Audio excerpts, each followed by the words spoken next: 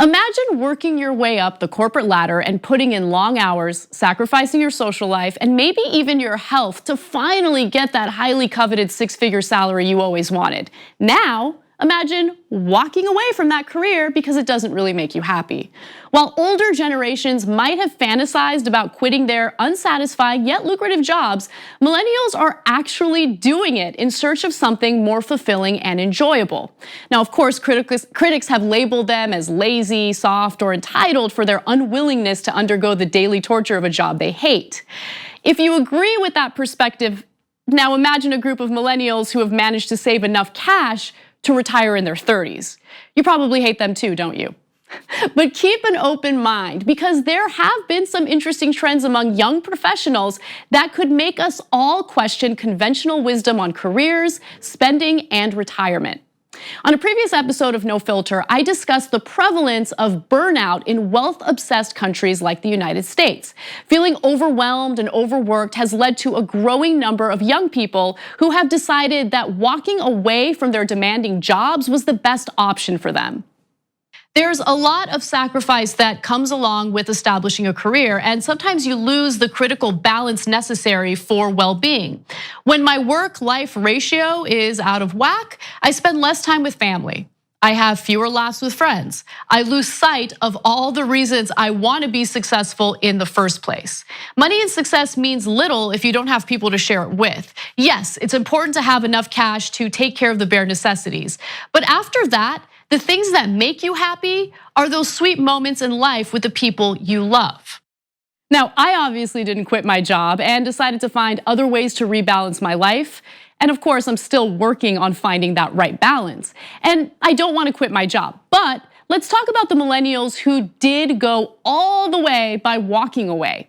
According to a 2018 millennial survey by Deloitte, among millennials, 43% envision leaving their jobs within 2 years. Only 28% seek to stay beyond 5 years. Employed Gen Z respondents express even less loyalty, with 61% saying they would leave within 2 years. But what's the main factor influencing these young professionals to bounce, especially when they graduated into a horrible economy and they're pretty lucky to find decent employment in the first place? Well, the same Deloitte survey found that highly flexible working arrangements, such as flexible work hours and locations, enhance the degree of employee loyalty. Among those who intend to stay with their current employers for at least 5 years, 55% say there is now more flexibility in where and when they work compared to 3 years ago. Among those looking to leave within the next 24 months, the figure is only 35%. In other words, these people are leaving their jobs in search for something that allows them to have a better work-life balance. And according to the US Labor Department, the percentage of workers in all age groups who quit their jobs reached 2.4% in May of 2018. That's actually the highest level in more than 16 years. And in a recent Gallup study of nearly 7,500 full-time US employees, 28% of millennials complained that they were feeling frequent or constant burnout at work, compared with 21% of workers in older generations. An additional 45% of millennial workers say they sometimes feel burnt out at work, suggesting that about 7 in 10 millennials are experiencing some level of burnout on the job. Tim Mason is one of those millennials. He's only 29 years old and was making great money in his mid-20s as a software salesman at one of the top consulting companies in New Jersey. But he actually decided to quit his job, saying, quote, "Nothing was wrong with the job.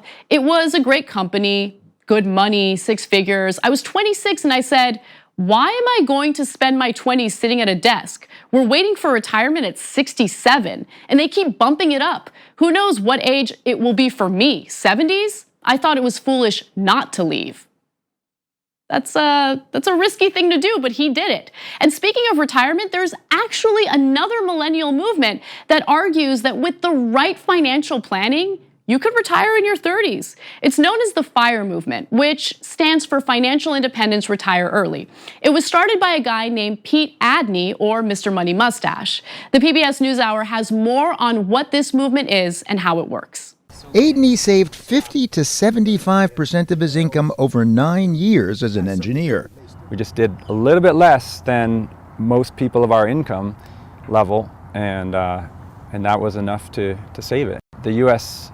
tradition is to spend pretty much everything we earn. We only have like a 3% savings rate. You just don't do that, and you always have a choice. How much did you wind up saving? Today would be about 1.1 million or a little bit less. That was what we decided was enough to live on forever. On his blog, Adney espouses the so-called 4% rule.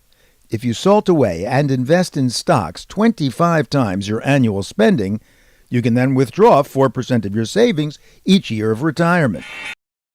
One of the most important aspects of saving money to retire early is to rethink everything we've been conditioned to believe we need, because chances are we don't need those things. Look, we're humans, and humans love shiny things, I should know, especially when we're bombarded with advertisements that tell us we need to buy anything and everything.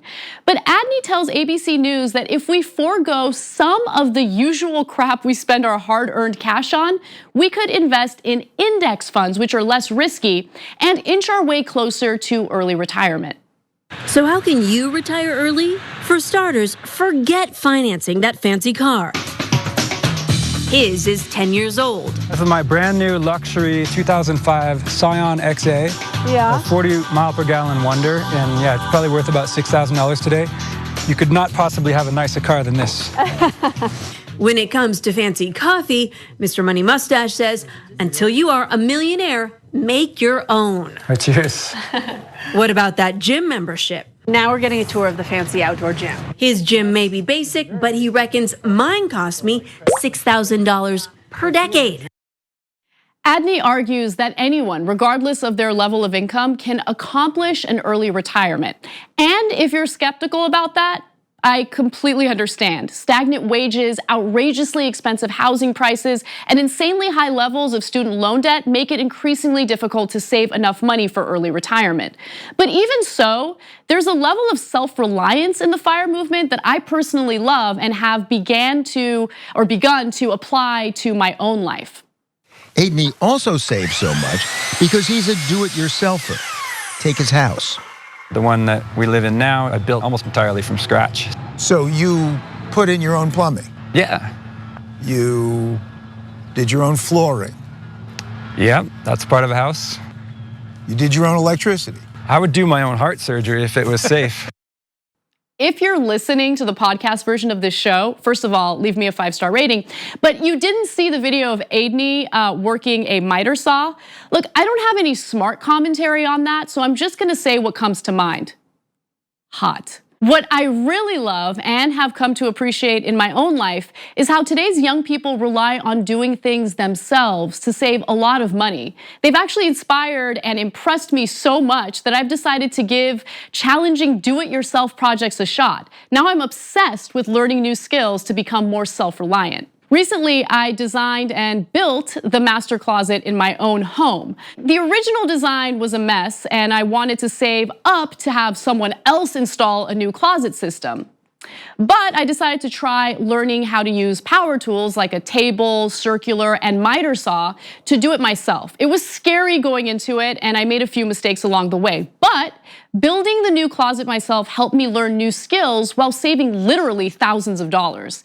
Even if you don't think you can retire early, the lessons we can learn from challenging conventional economic wisdom can really change our lives for the better. And for the critics in older generations who think millennials are lazy and entitled, just keep these miter saw using, home building, paid off car driving youngins in mind next time you want to use that blanket statement.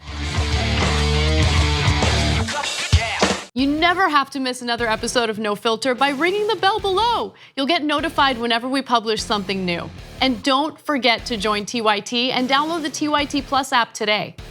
Download our TYT Plus app on your iPhone or head over to tyt.com/join.